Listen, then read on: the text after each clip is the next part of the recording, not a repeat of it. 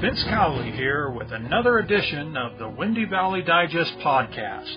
We are searching through the musty corners of bookshops, flea markets, libraries, and web archives to bring you stories that have been lost in time. Today's podcast is episode number 2, and we continue with our 17-part series of Laurence Clarke's novel of the Secret Service. In our last episode, John Manton agreed to take on the identity of Bernard Treves in order to pay back money that disappeared while in his keeping. The method of payment, as well as details of the assignment, remain a mystery. Perhaps we'll find out more as we present chapters 3 and 4 of Bernard Treves' Boots. We'll get to the program in a few minutes. First, let's talk about how you can support the Windy Valley Digest. For now, we won't solicit Patreon memberships or advertise products for you to purchase. The best way you can support us is to go to the Windy Valley Digest Facebook page and click on the 3 little dots on the right side of the menu bar just below the main title. In the drop-down menu, click on Follow. That way you get notified on your Facebook feed whenever we have new content available. While you're there, give us a thumbs up. Our Facebook link is in the show notes for this episode. Today's World War I soldier's letter is from an unknown French soldier. He was reportedly a painter, but the war seemed to bring out the poet in the young man.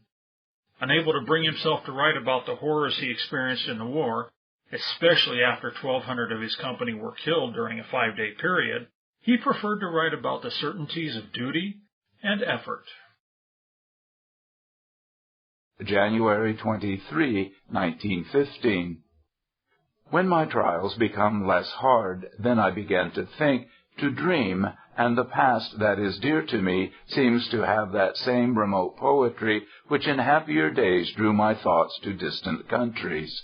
A familiar street or certain well-known corners spring suddenly to my mind, just as in other days islands of dreams and legendary countries used to rise at the call of certain music and verse. But now there is no need of verse or music. The intensity of dear memories is enough. I have not even any idea of what a new life could be. I only know that we are making life here and now. For whom and for what age, it hardly matters. What I do know, and what is affirmed in the very depths of my being, is that this harvest of French genius will be safely stored, and that the intellect of our race will not suffer for the deep cuts that have been made in it.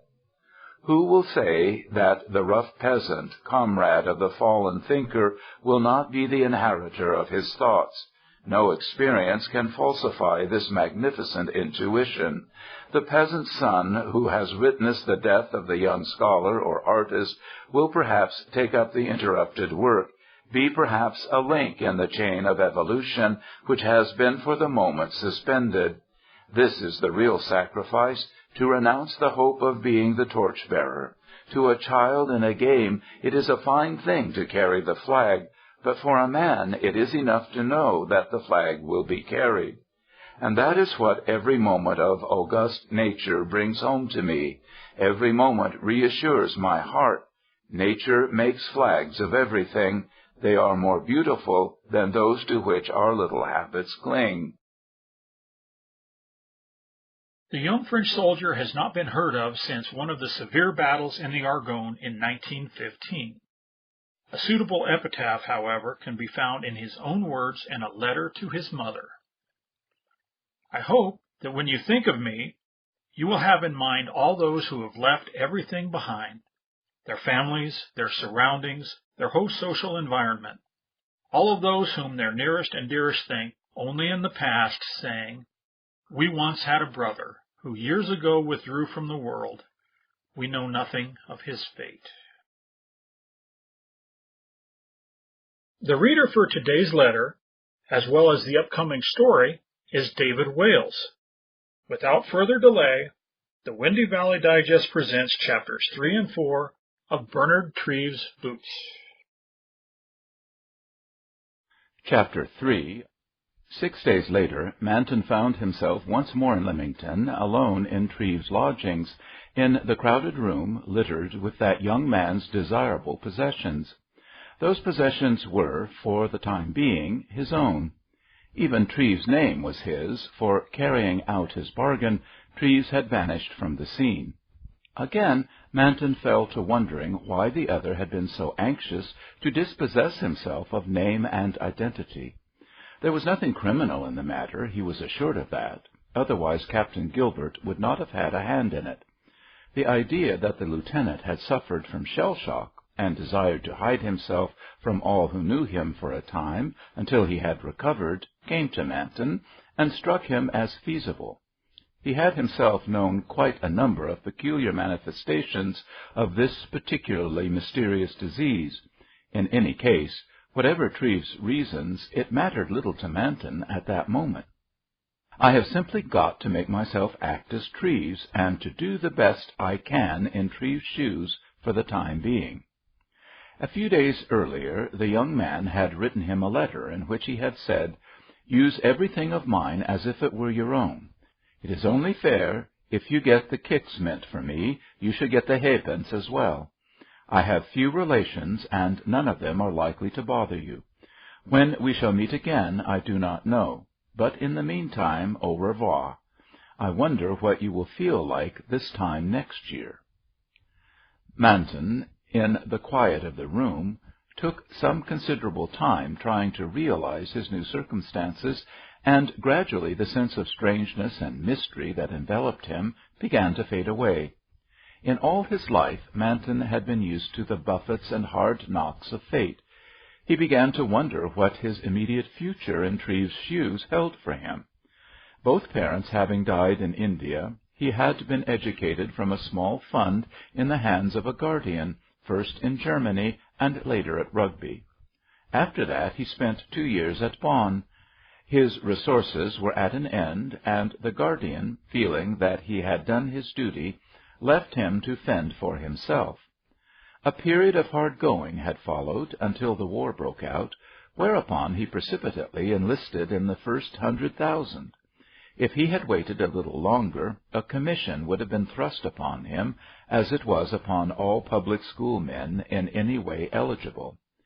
Treves' past, Manton surmised, had not been of that nature, for despite the poorness of the young man's lodgings, all his belongings were of the costliest order, and all these belongings were now his, Manton's, to do with as he liked. The idea came to him to write to Captain Gilbert, thanking him for the amicable intervention that had wrought this change in his circumstances. He sat down, drew forth a sheet of Treves' note-paper, and had taken up a pen, when a knock came at the door, and the landlady appeared. "You'd like some tea, sir, wouldn't you?" "Yes, thank you," answered the young man. "I've dusted the room every day, sir, since you've been away," said the landlady. "It's exactly as I left it," responded he truthfully. She was looking at him across the width of the little room, but there was no doubt or curiosity in her gaze. She had accepted him instantly on his arrival that day as Bernard Treves, and even now, looking at him full and closely, no doubt of deception entered her mind. "I wonder what she'd think," he pondered inwardly, "if Treves were to come in behind her now." But no such dramatic event occurred. The landlady brought up his tea, and later furnished him with a bottle of whiskey, a siphon of soda, and a glass. Next morning, when she cleared these things away, she was surprised to find that no more than 1 peg of whiskey had been taken. "Wasn't you feeling well, sir, last night?" she asked. "Quite," answered Manton, who was busy with an excellent breakfast. She went away wondering. Until that day she had never known Mr. Treves to drink less than a half-bottle of whiskey in the course of an evening. During the morning John went for a stroll in the town, and on his return the landlady handed him a letter which had arrived by the post in his absence. Manton took it up to his room and noticed that the handwriting was sprawling and shaky. Twice he read the superscription, "Bernard Treves, Esquire, 15, Sade Road, Lymington." He hesitated several minutes before breaking open the envelope. He felt as though he were stepping beyond the pale of decency in opening the letter addressed to another man. Then he recalled Treves' admonition, "Everything that is mine is yours." He tore open the envelope. Within was a single sheet of paper headed Heatherfield Grange, Freshwater. Manton quickly scanned the contents. "Dear Bernard, they tell me you are in hiding, as well you may be, but if you have a spark of decency left in you, you will come here to me at the first opportunity. There are things I have to say to you. You have dishonored and disgraced the family name, but I have still a faint hope that you will retrieve yourself at the last moment. Your affectionate father, R.T." For many minutes John Manton sat staring at this letter, staring from the stiff, sprawling writing out into the little street and back again. All that day he pondered upon the missive he had received from Treves' father. He wondered what it was Treves had done, and why he should have been skulking in hiding at that address. A sense of uneasiness swept over him, and was succeeded by a violent curiosity. For the first time he felt vividly interested in Treves and Treves' history, and at the same time doubtful and uneasy. Unpleasant and difficult situations presented themselves to his mind. Next morning, as a result of a decision he had taken, he was on his way to Freshwater by midday. At 3 o'clock in the afternoon he walked through the town and out to Heatherfield Grange, which he discovered to be a large, many-chimneyed, many-windowed Elizabethan mansion, standing in a spacious, heavily wooded park. The mansion itself was approached by a long carriage drive, too much overshadowed by trees, and when Manton reached the lodge gates, a bent old man, who was sweeping leaves from the path, hurried forward and drew open the gate for him to enter. The man drew himself up and saluted. "Good day, Master Bernard." Manton nodded and smiled. As he walked along the drive towards the grand old house, his pulse beat quickened. After all, had he a right to act the part? Was it honorable and fair that he should thus step into another man's shoes? The under-gardener had taken him for Bernard Treves. The whole world evidently was prepared to believe in the deception. But there was Treves' father to face. Naturally, Treves' father would detect an impostor in a moment. But was he an impostor? Was it not probable that the elder Treves also was aware of what had occurred? The broad front door of the mansion was opened to him. A white-haired butler with pouches under his eyes and a general air of world-weariness looked at him from the threshold and slowly lifted his eyes in surprise. "Good afternoon, sir," said the butler. He took Manton's hat and stick and deferentially stood aside. "Your father will indeed be pleased and surprised to see you, sir," he said as he closed the door. His manner was studiously civil, and yet somehow Manton felt a lack of cordiality towards himself in the butler's tone. Possibly he's a privileged servant, he thought, and does not like Mr. Bernard. "Where is the colonel?" he asked after a moment's hesitation. "In the library, sir, as usual. Will you go up at once?" "Yes." He wondered consumedly where the colonel's room might be, and experienced a pleasant thrill of impending event. He attempted a little harmless finesse to discover the way. "Perhaps you will go first and tell him I am here." "Very good, sir." The butler looked at him meditatively for a moment, then went to a side table and took up a silver salver containing 3 letters and a telegram. Manton seized the moment to survey the heavy splendor of the dark antique furniture, the wide spaces of the hall, and the richness of the rugs scattered over the polished floor. High above the mantel-shelf hung a portrait in oils of a personage in 18th-century costume.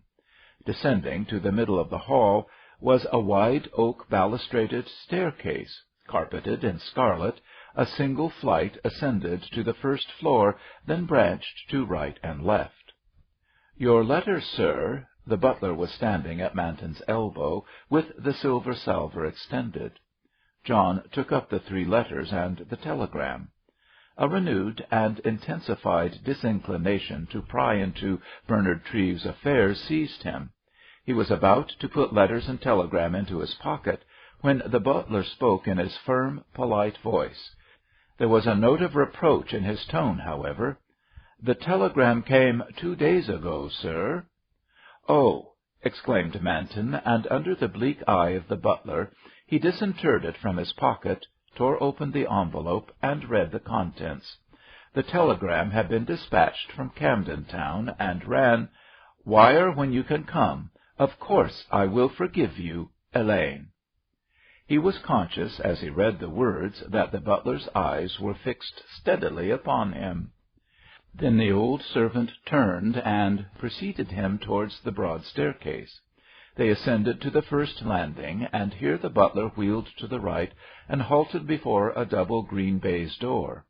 The elderly man knocked, paused for a moment, then pushed open the door and stepped into a room lined with books, a spacious, luxuriously furnished apartment, with 2 mullioned windows overlooking the park. John, following him, saw him cross to a deep, high-backed armchair near the hearth. "Mr. Bernard's here, sir," he announced, standing before the chair. There was a movement in the chair, then a tall, soldierly, grey-haired man revealed himself, leaning on a stick, and looked across at Manton. He looked at him with a cold, inimical gaze, and, until the butler had closed the door and departed, did not utter a word. Then he spoke. "So you've come, you dog, have you?" The almost savage intensity of dislike and contempt in his tone struck the young man like a blow in the face. "I got your letter," he began. "Oh, yes, I found out where you were. Well," he went on harshly, "there is no need for us to waste compliments on each other. We will settle the business that is to be settled at once." He moved shakily towards a desk in the middle of the room, using his stick as a support. Manton, seeing his frailty, hurried forward to assist him, but the old man drew himself erect, raised his stick, and flashed a look at him of utter repulsion. "Do not dare to lay a hand on me," he said violently. When he reached his desk, he seated himself in a big swivel chair, drew out a drawer, and flung certain documents on the table. From under his eyebrows he glowered at Manton. "Sit down," he commanded. John moved to the table side and occupied a chair near his elbow. Among a pile of documents, Colonel Treves searched for a certain typewritten sheet. He found it at length, a long yellow piece of official paper. "Listen to this," he commanded. From the table beside him he took up a square reading-glass and deciphered the typewritten paper with faded grey eyes. "This," he vouchsafed, raising his eyes, "is from my old good friend, General Whiston." He paused a moment, and John seized the opportunity to intervene. "May I say a word, sir?" "No," thundered Treves. Then he read aloud in a voice vibrant with emotion. "My dear Treves, your boy had every chance. It was the merest fluke in the world that he escaped as easily as he did. He is not of the right stuff, and my condolences are with you. I wish I could suggest something, but I cannot. I know, old friend, what a tragedy this must be to you." The colonel stopped abruptly, flung down his reading-glass, and looked into Manton's face. "Well?" he demanded. "What do you think of that?" Manton said nothing. "Can you read between the lines?" questioned the elder man. "It suggests," said John, after a moment's hesitation, "that the punishment meted out to me was a light one." "I see you are as evasive as ever," retorted Colonel Treves. He turned and smote the open letter twice with the back of his hand. "In this letter, General Whiston," he measured his words slowly, "tells me by implication that you are guilty of cowardice in the face of the enemy. You, A Treves! Then, in a moment, the anger that had vivified him seemed to fade. He appeared to Manton to become suddenly old, bowed, and pitiful. The expression on his face was one of anguish. The dishonor that had befallen his name was no less than torture to him. But once again he recovered himself and gripped the arms of his chair with both white-knuckled hands. You know the just punishment for cowardice in the face of the enemy? He was leaning towards Manton now. His mouth twitched, but there was a blaze in the old gray eyes. I know it, sir, said John quietly. The colonel drew in his breath slowly and sat erect. Ah, you know. And having escaped that punishment, and knowing yourself to be guilty, you skulk in hiding. You fail to seize the one chance that is open to you to redeem the past. What is the chance? Inquired Manton, forgetting himself for a moment. The colonel stared at him in astonishment. The chance of re-enlistment, of course. Instead of doing that, he went on, you write me a whining letter saying you can't stand the trenches, you can't face it, your nerves. Bah! Nerves, my God, and you a Treves. He hurled these words forth with a contempt and loathing that was like a blow in the face. But Manton noticed that he was breathing heavily. The emotional intensity of his feelings was wearing on him, and the young man felt a sudden tenderness towards this old, stricken, bitterly disappointed father.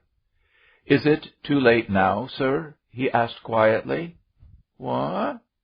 Is it too late for me to make good? Talk! Exclaimed the colonel in bitter derision. Always talk with you. You don't mean that any more than you meant any of the lying promises you made to me in the past. You have always been a liar, a spendthrift, and a fool. And now, added to all these things, to your gambling and your profligacy, you've finished as a— He paused, and Manton ventured, In regards to a way out, sir? The colonel looked at him with renewed ferocity.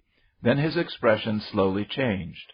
For some seconds he was silent, and without a glance at Manton, he began to fumble at a drawer. He drew it open at length, and groped in its interior. His hand shook visibly, but there was something in his attitude, some strange intensity of purpose, that riveted Manton's attention. Presently the colonel discovered the object he sought, and revealed from the depths of the drawer an automatic pistol. If you have a shred of honor left, you will know what to do, he said grimly. He reached out and laid the weapon on the corner of the desk at the young man's side. Before moving on to Chapter 4, we would like to let you know about our YouTube channel, where we present stories in what we call an illustrated audiobook format. We're just finishing up our Tom Sawyer series. This particular book is presented as a dramatic reading where voice actors play various roles in the story. By combining these readings with classic artwork from early editions of a book or magazine, we bring you a truly unique experience. To visit our channel, simply click on the video option of our main menu, or follow the link in the show description. Once you're there, don't forget to subscribe to the channel and click on the bell to receive notifications of our newly released episodes. And now, Chapter 4 of Bernard Treves' Boots. Then Colonel Treves rose slowly to his feet, took up his stick, and moved towards the door of the room. With his hand on the doorknob, he pointed his stick at the weapon on the table. Manton had remained motionless, utterly at a loss. Now the old soldier's meaning gradually revealed itself. You want me to take this and, broke in Colonel Treves, use it to recover such shreds of honor as are left to you. He drew open the door. Thanks, said Manton, taking the pistol from the desk. He slipped the weapon into his hip pocket. The colonel halted, looking back at him in surprise. What are you going to do? I am going to use it, answered John, if occasion arises. He saw the colonel hesitate. Some deep emotion seemed to stir within him. Then, with an effort, he turned swiftly and was about to hurry from the room. Manton strode towards him. "There was another way out?" he questioned rapidly. "There was, and you failed to take it. You whined that you couldn't face the army again. You, a Treves. In the past, before my time and yours," went on the colonel, suddenly violent again, "there have been Treves who have been fools and spendthrifts. There may have been Treves who kept their honor none too clean. But never in our long line has there been a coward until you came, until you grew up to be a curse to my existence and made my life a shame to me." His lips trembled. The old, proud head was held aloft, but a world of desolation dwelt in the faded eyes. On a sudden impulse, John gripped him by the hand. He could feel the old man resisting him, seeking to free himself. "I want to make you a promise, sir," he said. "I am going to ride the first thing in the morning. I have a friend there who will help me to get back into the army." The colonel narrowed his eyes and tried to read the expression on his face. "There is a new ring in your voice, Bernard," he said after a moment's pause, "but I cannot trust you." He turned and walked away. John saw him go, using his stick for support, and felt a renewed pity for the old broken father. He spent that night at an inn in Freshwater, and took the first train next morning for Ryde. Here, at the recruiting office, he presented himself before Captain Gilbert. This plump and comfortable officer was busy at his work when John stepped into the office. His shadow fell upon Captain Gilbert's desk, and the elder man looked up quickly. "Great Scott!" he exclaimed. He stared wide-eyed at Manton for a moment, and John broke into a smile. "I see you mistook me for Treves." "I did," said Gilbert, leaning forward and looking into his face. "The resemblance is really closer than I thought at first." "Well," he said, "you've done your part of the bargain splendidly. You earned the money you needed, and you've lifted a great load off the minds of several deserving persons, including myself." "I should like to know how I've done that," said Manton. "It seems to me the only service I have rendered has been to myself." "You forget the battery at Scartho Head. You made up the deficiency, and the colonel's delighted with you, Manton." "Thanks to you and young Treves, I was able to put matters straight there." "You have probably saved young Treves from going utterly to the devil," said Gilbert. "I'll tell you about that later. I'm busy till 1 o'clock, but come to my hotel then, and we'll have lunch together."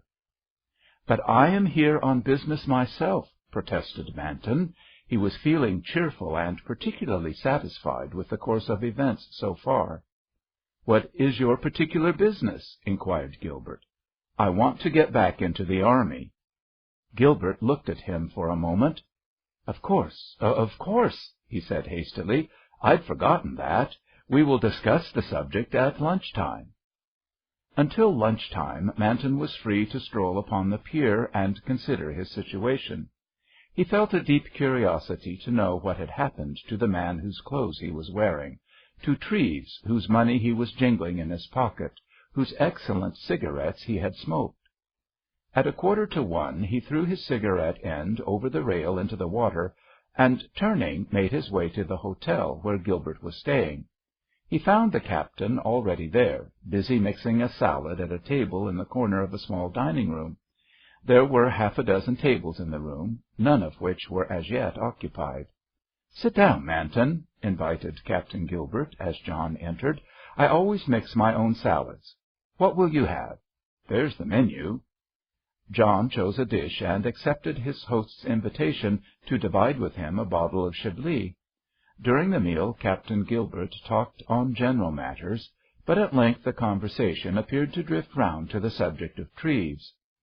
"Old Treves took you for granted, eh?" asked the captain. "His eyesight isn't good," answered John, but he suspected nothing. "And Gates, the butler?" "He called me Mr. Bernard the moment he saw me. Also, he gave me Treves' letters and a telegram. I didn't read the letters, but the telegram—" Manton put his hand in his inner pocket. "Perhaps I'd better hand them all over to you now." "Not so fast," Gilbert said, pushing the letters and the telegram back across the table towards Manton. "As a matter of fact, I can't hand them to Treves just now, as I have persuaded him to go to a nursing home for a time. A very good friend of his father's, General Whiston, recommended that something of the sort should be done with him months ago." "Treves did not give me the impression of being actually ill," Manton observed. "He wasn't, but his nerves were all to rags. He was in such a state of acute neurasthenia that I expected him to lay hands on himself any minute. Anyway, where he is he will be safe for a while. He will be out of his father's way, and the discipline of this particular nursing home may pull him together." John lit a cigarette and smoked thoughtfully. There was evidently something on Gilbert's mind, something of which he wished to unburden himself. John waited, and at last the elder man broke the silence again. "Manton," he said earnestly, "I want you to do me a particular favor." John inquired the nature of the favor. "I want you," went on the captain, "to sustain Treves' personality for a little longer. He is in good hands in the nursing home, and for the time being has vanished from the public gaze." Gilbert paused, and again appeared to hesitate. What he had to say was very difficult to frame in words. He wished to hint at something that was the merest suspicion in his own mind. 2 or 3 times he was on the verge of putting his thoughts into words, and each time the effort appeared too much for his gift of expression. Finally he leaned back in his chair. "Manton," he said, "I cannot tell you all I think and suspect, but I will give you such confidences as I can." He paused for a moment, then went on. "Since Treves came back from France, he appears to have got into the hands of undesirable company. One of his rooted ideas, possibly the result of his drug habit, is that someone is watching him, and that, for some reason or other, his life is in danger." John listened quietly. Then, when the other had finished, he observed seriously, "So far as I can see it, you want me to continue my impersonation of Treves until he is cured and comes out of the nursing home." "That is it, exactly," said Gilbert. "You are putting a great deal of trust in me," answered John. At that Gilbert stretched out his hand and gripped John's fingers heartily.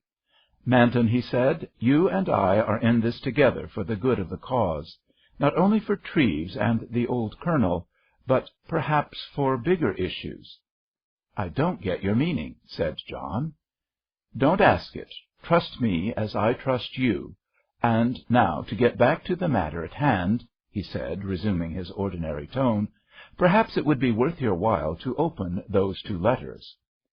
As John obediently tore open the envelopes and read the contents of the letters, Gilbert called the waiter and paid for the 2 lunches.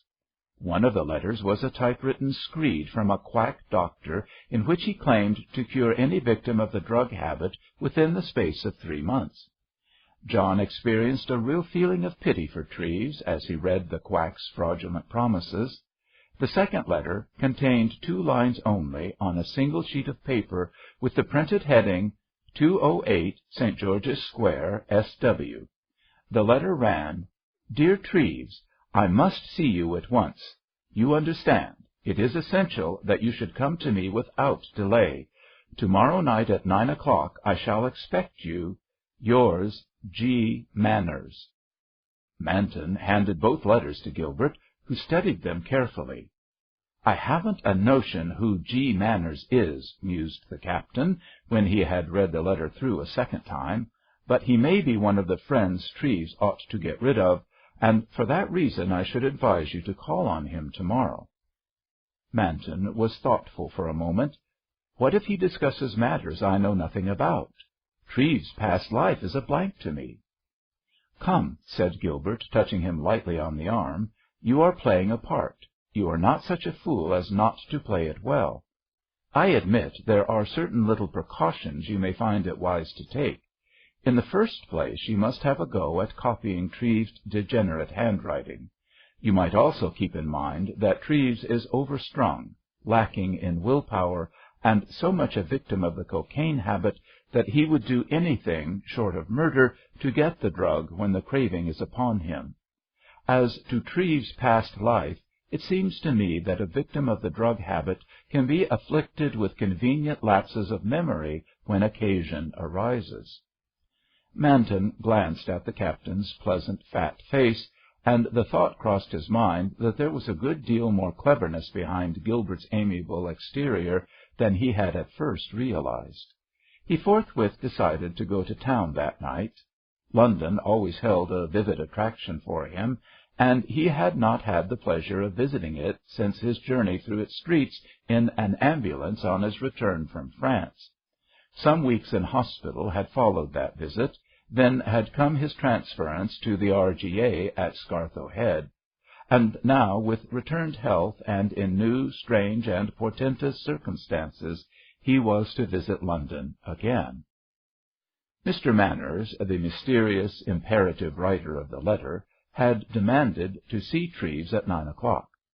The hour of John's arrival was 8, and he was in a hurry. He was impatient to plunge into whatever adventure awaited him. Without bothering to engage a room for the night, he deposited his bag in the cloak-room at Waterloo Station, and set out to find St. George's Square. He arrived at the corner of the square, the Embankment corner, at precisely 8:30. The square's decorous, solemn-looking houses, with heavy-pillared porticos, struck him as gloomy in the extreme. The only individual upon the long strip of pavement which ran the length of the west side of the square was himself. His footfalls appeared to echo with inordinate resonance in the areas as he made his way towards number 208. It was not his intention to ring the bell immediately. In the first place, he wanted to reconnoitre the house, to see if it were possible to judge of the house's occupants by its exterior. This thought occupied his mind when a taxi sped into the square and drew to a halt within half a dozen yards of him. The taxi had stopped behind him, and its occupant had alighted. "That's all right, half an hour," said a curt voice in a cultured accent. The chauffeur nodded and slammed the taxi door. The young man who had alighted hurried forward, past John, and continued down the square. Without paying over special attention, John noticed that he was tall, that he wore a morning coat of distinguished cut, that his light grey felt hat was of expensive quality, and that the pearl in his tie-pin was also, if genuine, of exceptional value. He was of John's height and age, fair-haired, blue-eyed, and with a slight toothbrush moustache. His features were large and heavy-boned, without being harsh. Two things John noticed as he hurried past. One was that he carried a silk-lined light overcoat over his arm, and the other that he wore a service-rendered badge on the lapel of his coat. Invalided from the army, thought John. All the same, he doesn't look as if there was much the matter with him. John continued to walk until he reached the corner of the square. Then he turned, and as he did so, he saw the tall young man flit up the steps of a house a considerable distance away. John fixed his eyes on the portico of this particular house and walked towards it, and as he neared the door he realized that the young man had entered the very house at which he also had an appointment, number 208. For a moment Manton paused, hesitated, then passed on. Before making the plunge into whatever adventure awaited him, he wanted still further to consider the situation. In the meantime, the stranger, who had alighted from the taxi, was now within the hall of Mr. Manners' residence.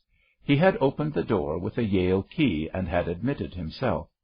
The hall was narrow and somewhat dark, and the young man laid his gold-headed cane noisily on a little table and began to draw off his grey gloves. A door at the back of the house opened noiselessly, and a sombre-faced, sallow-complexioned butler advanced. "Mr. Manners is in, of course?" demanded the young man in a voice that rasped a little. "Yes, Herr Baron, in the library." The visitor nodded curtly, ran swiftly up the stairs, turned to the left, and opened a door on the first landing. He entered a room where the curtains had already been drawn. 2 electric chandeliers, one on either side of the hearth, illuminated the apartment. A large bookcase occupied one wall of the room, and in the middle of the floor was a business-like table scattered with papers. On the table was a green-shaded reading lamp, and by its illumination a man sat at work, busily writing. He looked up as the stranger entered, then sprang quickly to his feet. He was a tall man of 50, uncomfortably stout, with a fleshy neck that protruded over his collar at the back. The big man's iron-gray hair was short, his nose broad and short, and his lips thick and pouting. Despite his inelegance of figure, he was dressed, with an attempt at smartness, in a well-cut frock coat and newly creased trousers. His heavy eyebrows shielded his eyes, hiding his expression from any but the closest scrutiny. For a man of his excessive bulk, he showed extreme activity on his feet. "I didn't expect you tonight," he said. He placed a chair near the desk for the younger man to seat himself. His visitor, however, stood still and fixed him with a direct, cold stare. "Well, Manners," he demanded, "what have you to say for yourself?" Manners shrugged his heavy shoulders and displayed the palms of his hands. "Nothing, Herr Baron," he said, "except that I have done my best. Won't you sit down?" The young man took a cigarette from his case and lit it. "Your best is damned bad," he said. "I exercised such judgment as I have," returned the other, in a tone of abasement. "Judgment alone is of no avail," retorted the other. "What we want is aggressive action. We don't get that from you. You talk and think and scheme." The other ventured a faint note of protest. "I was chosen, Herr Baron." "I don't want to hear your history," returned the younger man coldly. "I want to know about this expedition that is being prepared by the Eastern Command, that has been under preparation for the past 6 weeks." "I gave you such figures, Herr Baron, as I was able to collect." The young man crossed to the hearth and stood leaning with his back against the mantel-shelf. "Doesn't it occur to you," he demanded after a moment's silence, "that figures are only a detail? Figures are something any fool could gather. What Berlin wants to know is, what is this expedition's objective? Where is it bound for? Also, what port it sails from, and when?" The elder German, Gottfried Manwitz by name, though he figured in the London directory as Godfrey Manners, turned nervously towards his desk and began to search among the papers. An expression of relief crossed his face as he took up a particular sheet of paper. "That is the date, Herr Baron," he said, "when the expedition will sail, and also the place of departure." The young man took the sheet, scrutinized it with frowning brows for a moment, then lifted his eyes and looked into Manwitz's fat face with cold, contemptuous gaze. "Excellent," he said cuttingly. "Wonderful and utterly useless. You provide headquarters with all this detail, and fail to give the one vital, useful piece of information, the sole item that headquarters requires." "It is very difficult, Herr Baron," apologized Manners. "You and I, Manwitz," retorted the younger man, "are retained in London for the sole purpose of overcoming difficulties." He paused a moment and looked complacently for the first time in the elder man's face. "For instance, I myself have overcome quite a number of difficulties." "Indeed, that is true, Herr Baron," conceded Manners. "I expect you to do the same. Since you let the inflexible and the invincible vanish to the Falkland Islands without any one of us being aware of the fact, Berlin doesn't think so highly of your attainments as before the war. For my part," he went on, "I find you too much of a dreamer." He paused. Someone had knocked lightly on the door of the room. "Open it, Manwitz," he commanded. The big man crossed lightly to the door and drew it open. Upon the threshold stood the sombre-countenanced butler. The tall young man from the hearth called aloud to him, "Well, Conrad, what is it?" "Mr. Treves, Herr Baron, to see Herr Manners." "Thank you, Conrad," said Manners. He closed the door and turned to his superior. "This is one of my instruments, Herr Baron, arrived to-night from the Isle of Wight. You approved of him when I gave you his dossier a month ago." "He is the British officer who was cashiered?" returned the other swiftly. "Takes drugs and generally gone to pieces?" "The same, Herr Baron." "Is he quite—" he paused, "quite amenable to your orders?" "I flatter myself that I can do a good deal with him," Manwitz answered with pride. "He comes here for cocaine, but he is of good English stock, and there are moments when he tries to shake himself free of me. For the last 3 weeks, as a matter of fact, he has disappeared entirely. I had great difficulty, Herr Baron, rediscovering his hiding-place." "I don't like that," returned the Baron. "How do you know what he has been up to in the meantime?" He was silent for a minute. Then he looked with his cold, pale eyes into his elder's face. "Manwitz," he exclaimed suddenly, "this may be the man for our business." For the first time a flicker of triumph lit in Manner's eyes. He went to his desk, unlocked a drawer, and produced a single sheet of notepaper. "This is a letter in his own writing, Herr Baron, signed by himself. I think it is satisfactory, eh?" The younger man took the sheet and fixed his keen eyes upon it. "My dear friend," ran the note, "the SS Polidor is due to leave H at 4 o'clock tomorrow, Tuesday afternoon. I have this on absolute authority. You can rely on it." The tall, fair-haired man came to the end of the brief note, and his hard mouth tightened. Then he read the postscript, "Don't forget the tabloids." He looked up slowly and fixed his keen eyes upon Manwitz's apoplectic countenance. Baron Rathenau, who had taken his degree at Oxford, who spoke English like an English gentleman, and possessed, on the surface, the manners of an English gentleman, was quite 5 years older than he looked. His brain was subtle and keen, and in the service of the fatherland he was hard and ruthless as steel. "You have done not so badly here, Manwitz," conceded the Baron. "This letter alone," he folded Treves' note carefully, "this letter alone would bring our young friend, Lieutenant Treves, into the presence of a firing squad within 48 hours." He paused a moment. "Our English enemies," he went on, "are unpleasantly hasty in regard to spies, but when it comes to traitors, the celerity with which they put a man's face to the wall in their Tower of London, it is marvellous." He had folded the note carefully, and, lifting his light fawn coat, he slipped Treves' note into the inner pocket. Then he flung the coat back again on the chair. "I'll see our young neurasthenic friend at once," he said. "You will leave him to me, Manwitz."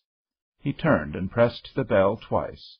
When the footman presently appeared at the door, Baron Rathenau was standing with his back to the mantel-shelf, toying with a cigarette. "Bring up Mr. Treves, Conrad," he said briefly. Well, folks, this brings us to the conclusion of another podcast. While you're here visiting the Windy Valley Digest, take a look around. We have folk tales, short stories, fables, and much more available to read, combined with some wonderful classic illustrations. If you have a comment or suggestion about the podcast or anything on the website, drop us a line in the comment section below the show notes. Also, don't forget to visit and follow our Facebook page and subscribe to our YouTube channel. Our final thought for today comes from one of America's greatest comedians, Groucho Marx. Outside of a dog, a book is a man's best friend. Inside of a dog, it's too dark to read. Until next time, this is Vince Cowley for the Windy Valley Digest.